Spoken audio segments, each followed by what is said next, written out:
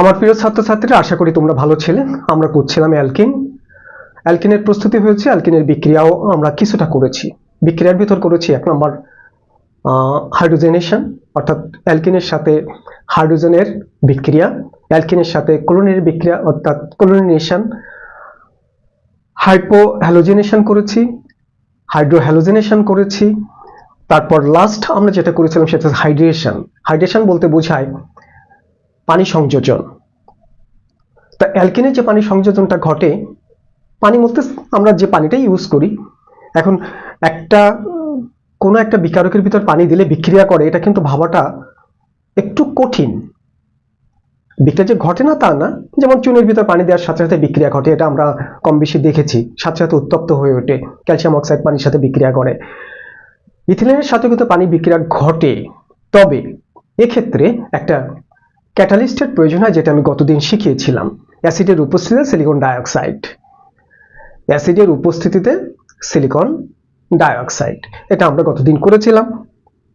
ওখানে আমরা কিভাবে লিখি, এই হলো আমাদের অ্যালকিন প্লাস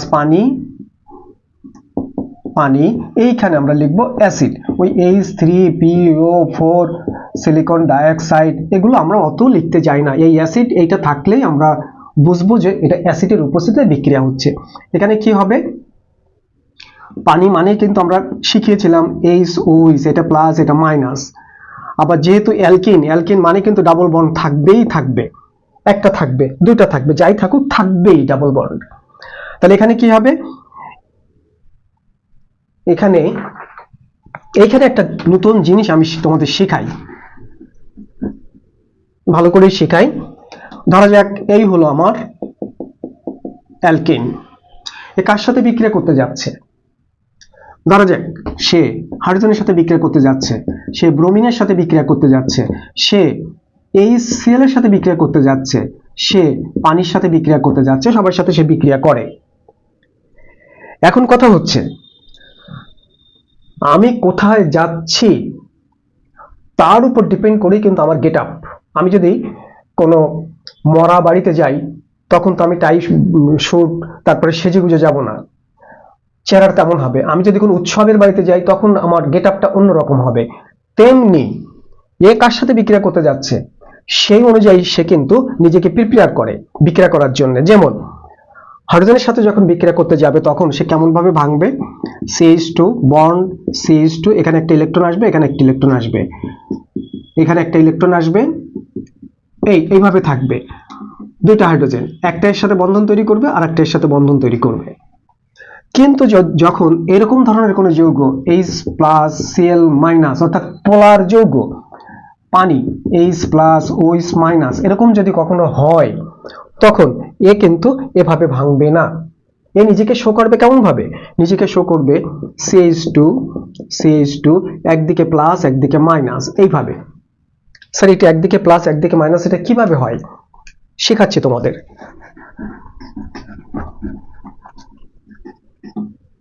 একদিকে প্লাস একদিকে মাইনাস কেন হয়, কিসের জন্য হয়? CH2 ডাবল বন্ড CH2 বিক্রিয়া করছে পানির সাথে ইন প্রেজেন্স অফ H+, অর্থাৎ অ্যাসিড। H+ মানেই কিন্তু অ্যাসিড। এ তখন এইভাবে, এইখানে আমাদের দুইটা ইলেকট্রন আছে, এই দুইটা ইলেকট্রন আছে, যদি দুইটা ইলেকট্রন একদিকে চলে আসে, তাহলে এই দুইটা ইলেকট্রন এইদিকে চলে আসলো, তখন এইটা হয়ে যাবে মাইনাস, এ তখন হয়ে যাবে প্লাস।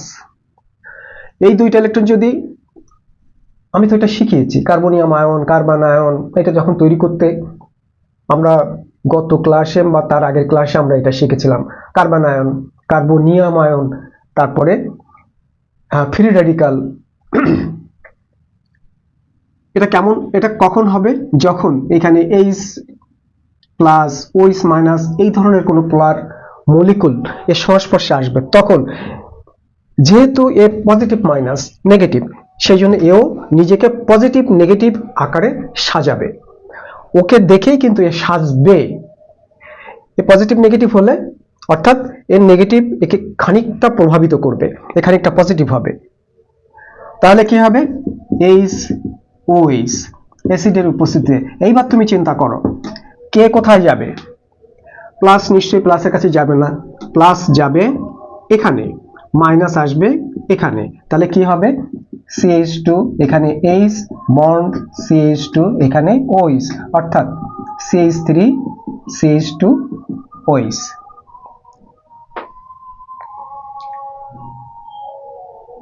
ক্লিয়ার? আমি কিন্তু অত্যন্ত সহজভাবে শিখিয়েছি। ব্রোমিন Br2 এ কখনো কিন্তু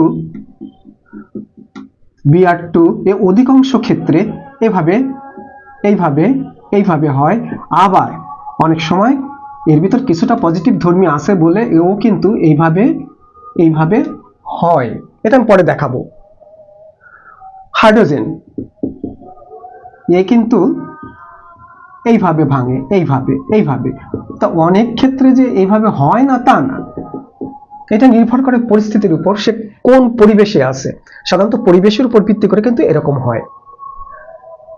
ক্লিয়ার?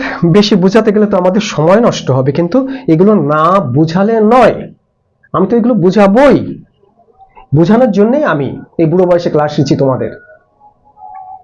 তাহলে কি হলো, যখন এরকম কেউ পজিটিভ নেগেটিভ ওয়ালা কোনো যৌগ এর সাথে বিক্রিয়া করতে আসবে, তখন এর প্রভাবে এ একদিকে পজিটিভ অন্যদিকে নেগেটিভ হয়ে যাবে, ফলে পজিটিভ যাবে নেগেটিভ কাছে, নেগেটিভ যাবে পজিটিভের কাছে, উৎপন্ন হবে এই একেবারে সোজা।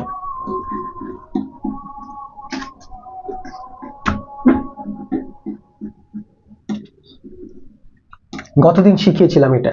ধরো যদি এখন যদি এরকম হয় CH3 CH double bond CH2 plus, এইখানে হলো পানি, পানিটাকে আমরা এইভাবে লিখছি, এখানে H প্লাস, H প্লাস মানে কিন্তু আমাদের ওই যে ফসফরিক অ্যাসিড সিলিকন ডাইঅক্সাইড ওটা রয়েছে কিন্তু। এখন কি হবে, এখন কি হবে, এখন A পজিটিভ A নেগেটিভ, তাহলে এরও পজিটিভ নেগেটিভ হবে, A পজিটিভ A নেগেটিভ, বা A নেগেটিভ A পজিটিভ, এরকম কিছু একটা হবে। এইখানে কিন্তু জন্ম নিয়েছিল মার্কনি-কাপের সূত্র, যেটা আমরা আগে শিখেছি। মার্কনি-কাপের সূত্র কি বলেছিলাম, যে অপ্রতিসম অসম্পৃক্ত অপ্রতিসম হাইড্রোকার্বনের সাথে অপ্রতিসম বিকারকের সংযোজন বিক্রিয়ার বেলায় বিকারকের ধনাত্মক অংশ যাবে সেই কার্বনে যে কার্বনে ধনাত্মকের পরিমাণ বেশি। গতদিন ভালোভাবে আমি শিখিয়েছিলাম, আমি আবার বলছি অসম্পৃক্ত অপ্রতিসম বা অপ্রতিসম অসম্পৃক্ত হাইড্রোকার্বনের সাথে অপ্রতিসম বিকারকের সংযোজন বিক্রিয়ার বেলায় এই বিকারকের এইটার ধনাত্মক অংশ যাবে সেই কার্বনে যে কার্বনে দ্বিবন্ধন যুক্ত, এই যে এর দুটো কার্বন, এর সেই কার্বনে যাবে যে কার্বনের ধনাত্মকের পরিমাণ বেশি। তাহলে তোমাকে আমাকে চিন্তা করতে হবে এই দুটো কার্বন এর কোনটায় ধনাত্মকের পরিমাণ বেশি, কোনটায় ধনাত্মকের পরিমাণ বেশি, এইটাই, অর্থাৎ এইটা হয়ে যাবে নেগেটিভ, এইটা হয়ে যাবে পজিটিভ, অর্থাৎ এই ইলেকট্রন দুটো বেশি টানবে, আর এখানে চলে আসবে, চলে আসবে এখানে। পজিটিভ নেগেটিভ না ভাবলেও কোনো সমস্যা নেই, বিকারকের ধনাত্মক অংশ যাবে সেই কার্বনে যে কার্বনে ধনাত্মকের পরিমাণ বেশি। তাহলে এই কার্বনে একটাই, কার্বনে দুইটা, নিশ্চয়ই এই কার্বনে ধনাত্মকের পরিমাণ বেশি, তাহলে হাইড্রোজেন যাবে এখানে। তাহলে কি দাঁড়াচ্ছে হলো CH3 CH বন্ড CH2 এইখানে OH। আমি এটাকে আরো সহজভাবে লিখতে পারি CH2, এখানে CH2 বন্ড CH2 OH। ভীষণ ইম্পর্টেন্ট, কিন্তু ভেরি ভেরি ইম্পর্টেন্ট। আমি যদি এরকম নেই CH3 CH ডাবল, এখানে দিলাম ডাবল বন্ড CH2, তখন কি হবে তুমি একটু মনে মনে চিন্তা করো, তখন কি হবে?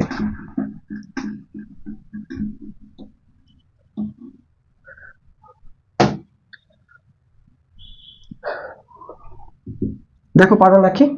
H প্লাস, এক সেকেন্ড, হাইড্রোজেন এটা পজিটিভ, কোথায় যাবে? কোথায় যাবে? কোথায় যাবে? যাবে, আমরা দেখবো সবসময় এই কার্বন এবং এই কার্বন, যেহেতু এই দুটো কার্বনের মধ্যে ডাবল বন্ড আছে, এদিকে কি আছে কি না আছে আমরা কিচ্ছু দেখবো না, যে দুটো কার্বনের ভিতর ডাবল বন্ড আছে আমরা তাকে দেখব। তাহলে এইটা এবং এটার ভিতর ডাবল বন্ড, এবং এই কার্বনের সাথে দুইটা হাইড্রোজেন, এই কার্বনের সাথে নেই, আছে কার্বন। স্যার এই যে 6টা আছে ও 6টা নেই, কেননা বন্ধনটা এইরকম থাকে, এই এই অর্থাৎ এই কার্বনের সাথে কার্বনের বন্ধন, এটা CH3 মূলক, ধনাত্মক অংশ। এই হাইড্রোজেন এর চাইতে হাইড্রোজেন বেশি ধনাত্মক, কার্বনের চাইতে হাইড্রোজেন বেশি ধনাত্মক, সেই জন্য এই হাইড্রোজেন যাবে এখানে, এই OH আসবে এখানে, কি উৎপন্ন হবে? উৎপন্ন হবে এই যে কার্বনটা লিখলাম, এই কার্বনটা এই এখানে চলে আসলো OH, এখানে চলে আসলো CH3, এখানে চলে আসলো CH3, আর এই হাইড্রোজেনটা এখানে চলে গেলে দুইটা ছিল আর একটা, তাহলে হয়ে গেল কি অ্যালকোহল? হয়ে গেল 1 2 3। অর্থাৎ OH যে কার্বনে, কোন অ্যালকোহলের OH যে কার্বনে, সেই কার্বনের 3টি হাতই যদি R দ্বারা যুক্ত থাকে তখন সেটাকে বলবো আমরা 3 ডিগ্রি অ্যালকোহল। চমৎকার জিনিস। অর্থাৎ আমরা অ্যালকিন থেকে, এটা কি অ্যালকিন? এটা কি 1 2 3 1 2 3 বিউটিন, মিথেন ইথেন প্রোপিন, এটা হচ্ছে প্রোপিন। কি propene? 2 methyl propene. 2 methyl propene থেকে আমরা কি তৈরি করে ফেললাম? 3 ডিগ্রি অ্যালকোহল। অথবা বলতে পারে তুমি অ্যালকিন থেকে কিভাবে 3 ডিগ্রি অ্যালকোহল তৈরি করবা? এইভাবে। এটা কিভাবে হয়? মনে কি প্রশ্ন জাগে এটা কিভাবে হয়? দেখা যাক কিভাবে হয়, দেখি পারি নাকি।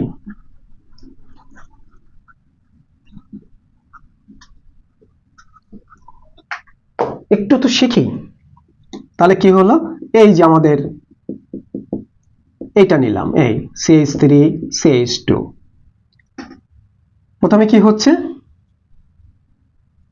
আমরা বিক্রিয়া করাচ্ছি পানির সাথে, বিক্রিয়া করালে কি উৎপন্ন হয়েছে? হাইড্রোজেন এখানে চলে গেল, এই OH এখানে চলে গেল, হাইড্রোজেন এখানে চলে আসলো, উৎপন্ন হলো আমাদের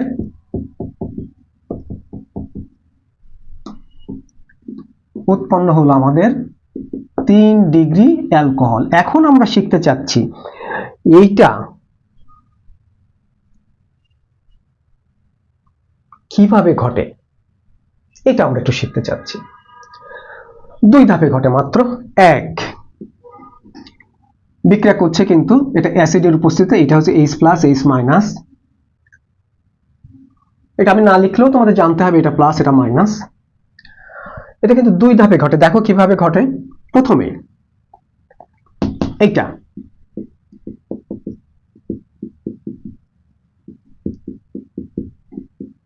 H+ এর সাথে বিক্রিয়া করে, কিভাবে? এ এইখান থেকে এই ইলেকট্রন দুইটা এখানে চলে যায়। ভালো করে দেখাই, আমি এখন যেটা দেখাতে যাচ্ছি এটা হচ্ছে, এটাকে বলা হয় মেকানিজম। মেকানিজম এইটার মানে কি? এর মানে হলো এর ভিতরে কোনো ইলেকট্রন ইলেকট্রন কিচ্ছু নেই। সাধারণত 2টা ইলেকট্রন থাকে, কিছু নেই, ওর নিজস্ব যেটা ছিল সেটা ছেড়ে দিয়ে এরকম পজিটিভ হয়েছে। তার মানে এ কিন্তু কারোর সাথে বিক্রিয়া করতে পারবে না। এ যদি বলে আয় আমার সাথে বিক্রিয়া করতে, এ কিন্তু রাজি হবে না, বলবে আমার তো ইলেকট্রন নেই, আমি তোর সাথে বিক্রিয়া করতে পারবো না, ধরার মতন ক্যাপাসিটি আমার নেই। এই জন্য কি করবে? এই জন্য এইখানে যে দুটো ইলেকট্রন ছিল এইভাবে এইখানে চলে আসবে। এই চলে আসলে অর্থাৎ এই কার্বন তার ইলেকট্রনটা দিয়ে দিল, চলে আসলে এ পজিটিভ হয়ে গেল আর এ CH3 হয়ে গেল, CH2 নেগেটিভ হয়ে গেল। এই পজিটিভ তখন এর সাথে এসে বিক্রিয়া করবে। এইখানে এই নেগেটিভ মানেই কিন্তু দুইটা ইলেকট্রন, একটা ওকে দিয়ে দেবে, এই দিয়ে দেবে, তার সাথে এর বন্ধন তৈরি হয়ে যাবে। তৈরি হয়ে কি হবে? এইটা হবে CH3, এইটা হবে CH3, এইটা হয়ে যাবে পজিটিভ। এইটাকে বলা হয় কার্বনিয়াম আয়ন। কার্বনিয়াম আয়ন হয়ে গেল। এটা কি আমরা বুঝতে পেরেছি? আবার বলবো,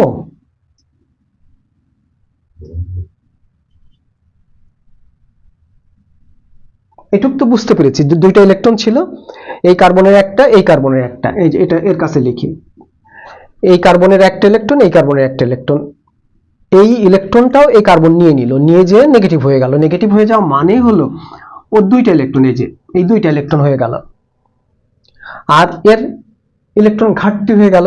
ওরটা ওকে দিয়ে দিল বলে পজিটিভ, আর নিয়ে নিল বলে একটা তার আর একটা ধার করা, ওই কার্বনের ধার করা, সেই জন্য ও নেগেটিভ।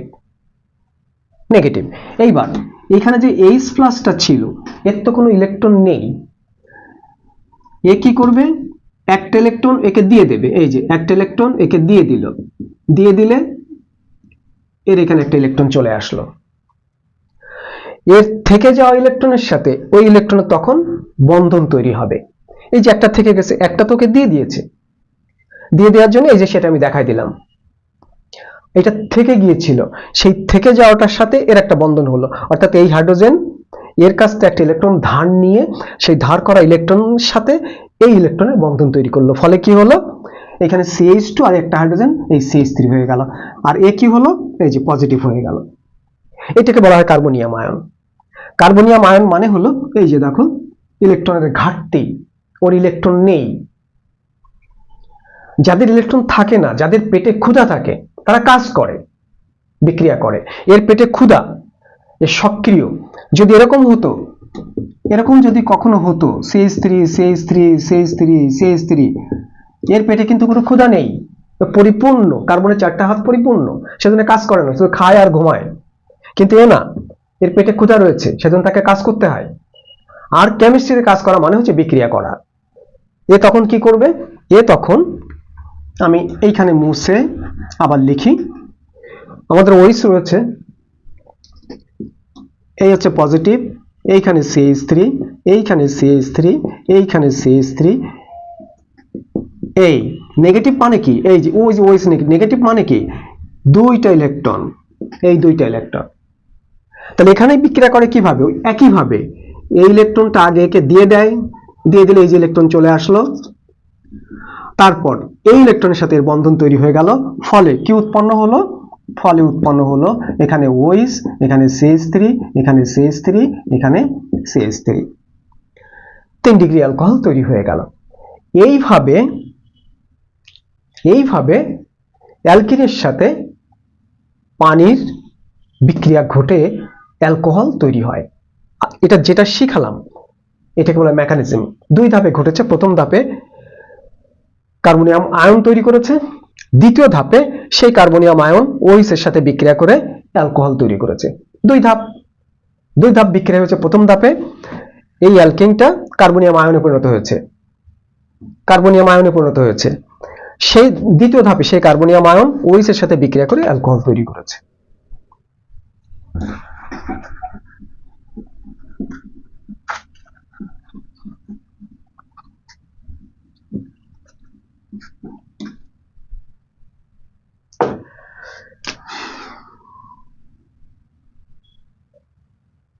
নাম্বার, আচ্ছা, এটা হয়ে গেল হাইড্রেশন। এরপরে রয়েছে ক্ষারীয় পটাশিয়াম পারম্যাঙ্গানেটের সাথে বিক্রিয়া। এই যে এটাকে আমরা জানি, এটাকে আমরা ভালো করে জানি, শিখেছি, জারণ বিজয়ের আমরা ভালো করে শিখেছিলাম। এটা কিন্তু এখন 2 ভাবে বিক্রিয়া করে, এক লঘু, আর একটা হল উষ্ণ ও গাঢ়। শর্ত কিন্তু 2টা। তোমরা হয়তো অনেকে, তোমরা যারা আমার ক্লাস দেখছো, অনেকেই কিন্তু জানো যে ক্ষারীয় পটাশিয়াম পারম্যাঙ্গানেট, এই যে ক্ষারীয় পটাশিয়াম পারম্যাঙ্গানেট, স্যার এটা জানি, ইথিলিন গ্লাইকল উৎপন্ন হয়। খুব ভালো কথা, জানো। কিন্তু আজকে জেনে নাও, এটা 2 অবস্থায় বিক্রিয়া করে।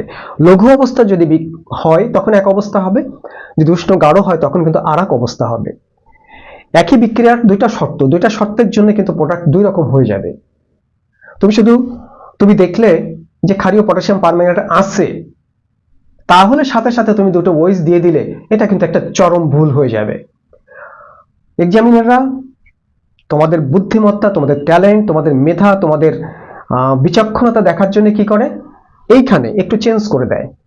কি করে, ধরা যাক CH2 ডাবল বন্ড CH2 এর সাথে বিক্রিয়া করছে, এর সাথে কার বিক্রিয়া হচ্ছে, এই যে KMnO4, এখানে পটাশিয়াম হাইড্রোক্সাইড, এখানে বলা হলো লঘু, আর একটা বলা হলো KMnO4 প্লাস KOH, এইখানে হচ্ছে উষ্ণ ও গাঢ়।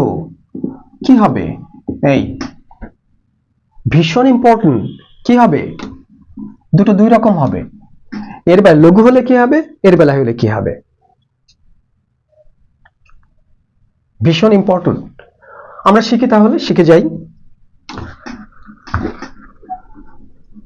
লঘু মানে কি, লঘু মানে হলো পানির পরিমাণ বেশি, সেটাকে আমরা বিকল্পভাবে বলতে পারি জলীয় দ্রবণ, অর্থাৎ ক্ষারীয় পটাশিয়াম পারম্যাঙ্গানেটের জলীয় দ্রবণ।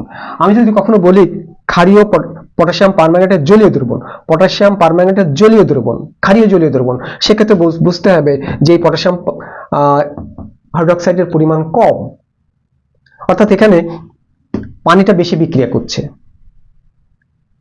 ক্লিয়ার, পানিটা বেশি বিক্রিয়া করছে, পানির পরিমাণ বেশি যদি হয় তখন বুঝতে হবে জলীয় দ্রবণ অর্থাৎ লঘু।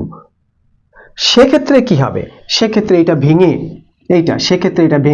K2MnO4 প্লাস পানি প্লাস জার্মান অক্সিজেন উৎপন্ন করে। এটা আমি বহু আগে শিখেছিলাম, তখন এর বর্ণ হয় গোলাপি বর্ণ। এইটার বর্ণই হয় গোলাপি, যখন লঘু বা জলীয় দ্রবণ হয় তখন হয় গোলাপি। কার জন্য, এইটার জন্য।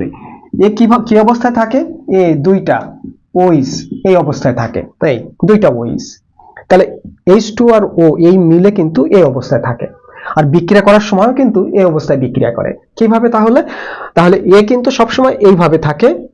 তাহলে আমি আবার লিখি যাতে করে তোমাদের মনের ভিতর একেবারে গেঁথে যায়। এটা বিক্রিয়া করলে কি হবে, এটা বিক্রিয়া করলে K2MnO4 প্লাস পানি প্লাস এইটাকে আমি আরেকটু ভালোভাবে লিখবো, সেটা হলো H2O প্লাস পানি। এটাকে আরো যদি ভালোভাবে লিখি 2OH, অর্থাৎ যেখানে এইটা থাকবে বুঝবো বিক্রিয়া করবে এইটা। এই হচ্ছে গোলাপি, এরা হলো গোলাপি, এর চেহারাটা হলো গোলাপি।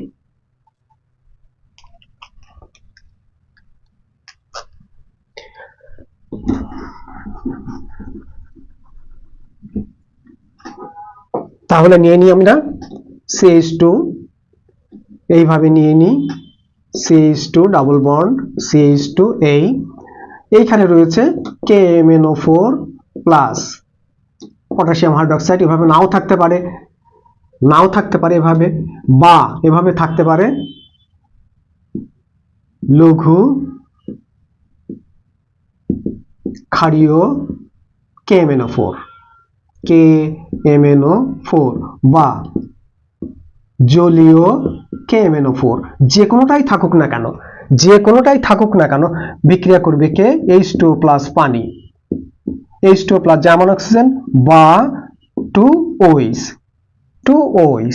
অর্থাৎ দুটো একটাই কার্বনে যাবে আরেকটাই কার্বনে যাবে, উৎপন্ন হবে H2C, এখানে একটা OH, এখানে একটা OH, দুইটা OH, একেবারে সোজা। এইটা ছিল গোলাপি। যখনই এর ভিতরে ঢুকে গেল তখন এটা হয়ে গেল বর্ণহীন। এই যে এটা কালো, এটা কালো, যখন আমার হাতের ভিতরে ঢুকে গেল কালোটা দেখা যাবে না। তেমনি এটা ছিল গোলাপি, যখনই এরা বন্ধনের ভিতরে ঢুকে গেল, বন্ধনের ভিতরে, তখন আর গোলাপিটা দেখা যাবে না, তখন হয়ে যাবে বর্ণহীন। তাহলে এক লাইনে যদি লিখি তাহলে কি হবে,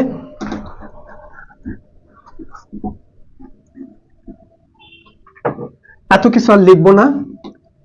CH3 CH double bond CH2, এইখানে ক্ষারীয় পটাশিয়াম পারম্যাঙ্গানেট KMnO4, এখানে লেখা আছে ক্ষারীয়। এরকম থাকলেই তোমরা কি করবে, তোমরা CH3 বন্ড CH, এখানে একটা সিঙ্গেল বন্ড দাও। এবার একটু চিন্তা করতে হবে কি ঢুকবে, দুটো OH ঢুকবে, যেহেতু দুটো OH সমান, সুতরাং এখানে একটা দিয়ে দিলেই হয়ে গেল, কোনো সমস্যা নেই। তুমি এখান থেকে যাই নাও না কেন, এখানে যে ধরনের অ্যালকিনই হোক না কেন, ধরা যাক এখানে এইরকম একটা বিশাল অ্যালকিন, এই এই কি হবে যদি এখানে KMnO4 এখানে ক্ষারীয় দেয়া থাকে, তাহলে তাহলে কি হবে,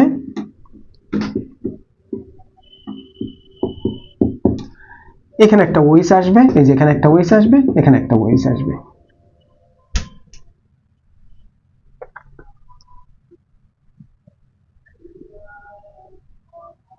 তাহলে কি শিখলাম? আমরা শিখলাম ক্ষারীয় পটাশিয়াম পারম্যাঙ্গানেটের সাথে, কিন্তু আমি কিন্তু বলিনি সেটা লঘু না উষ্ণ ও গাঢ়।